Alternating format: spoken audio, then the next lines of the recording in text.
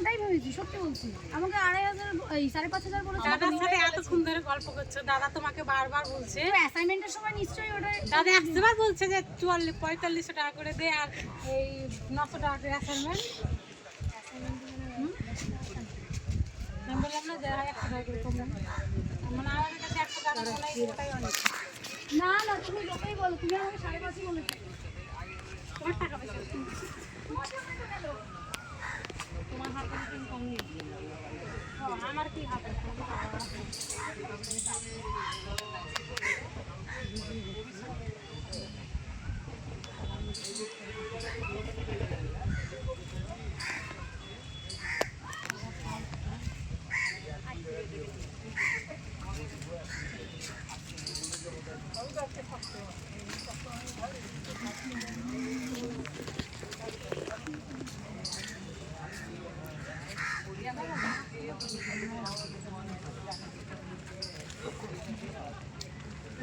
ওর হাতটা আমার হাতে ঢুকে, মুখটা হাতে ঢুকে গেছে।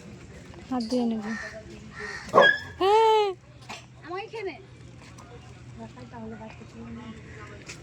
ওইটা আবার কোথায় গেল? এই খেতে পারছে না, উঠতে পারছে না, বুঝতে পারছি না।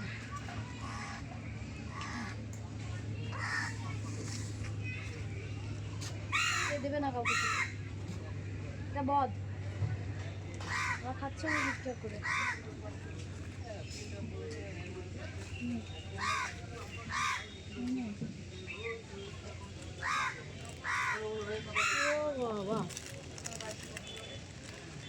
আরেকজন তো ওকে ওর ঠেকানি শুনেই চলে গেছে।